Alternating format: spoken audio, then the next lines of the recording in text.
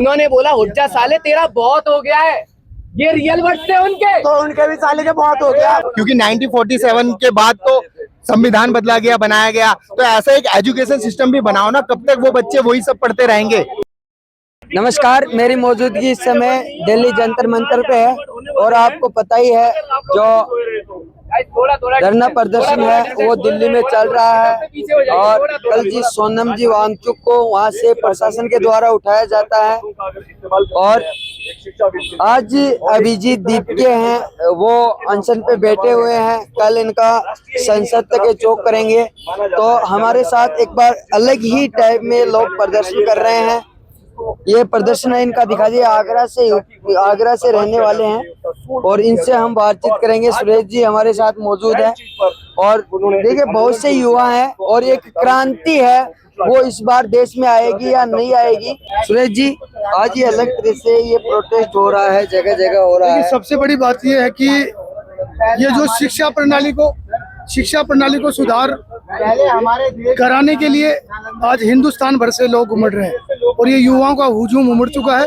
कल 20 तारीख को संसद सत्र के दौरान बड़ा प्रदर्शन है, लोगों का आना शुरू हो चुका है और लोगों की मुख्य रूप से मांग ये है कि हिंदुस्तान के अंदर एक के बाद एक पेपर लीक हुए और उन पेपर लीक की घटनाओं के बाद भी देश के अंदर ऐसा कोई कठोर कानून नहीं बना, ऐसे पेपर लीक माफिया के खिलाफ भी शिकंजा नहीं कसा गया और इसी से आहत होकर अभिभावक और लाखों नौजवान यहाँ पर पहुंचे हैं। उन सबकी एक ही मांग है कि अभी हिंदुस्तान के अंदर शिक्षा प्रणाली में सुधार होना चाहिए और मुख्य रूप से लोगों की ये भी मांग है कि सोनम वांगचुक को 20 दिन जो अनशन पे बैठे थे उनको हिरासत में लेना, एक तरह की हिरासत की है, जबरन उनको हॉस्पिटल में ले जाना, भर्ती करवाना।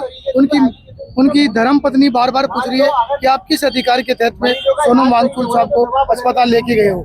और मैं पूछना चाहता हूं कि जो राष्ट्रीय संस्थापक है कांग्रेस पार्टी के हमारे अभिजीत दीपके, उनके साथ भी जो अमानवीय व्यवहार किया जा रहा है, आखिर वो अपने लिए आंदोलन कर रहे हैं या वांगचुक साहब अपने लिए आंदोलन कर रहे हैं?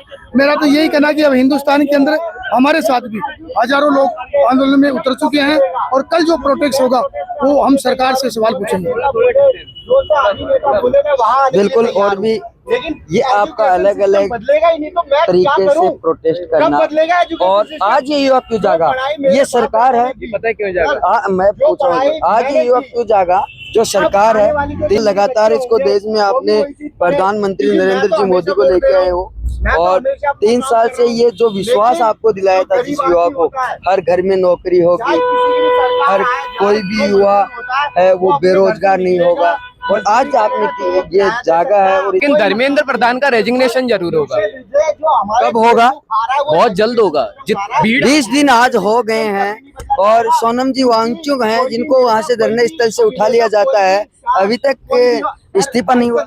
वैसे मैं आपसे एक चीज कहूंगा, आप ये चीज मुझसे पूछ रहे हैं, एक बार आपने किसी मंत्री से पूछ ली होती, या मंत्रालय में जाके पूछ ली होती, उस सरकार से पूछ ली होती, तो ये नौबत नहीं आती ना।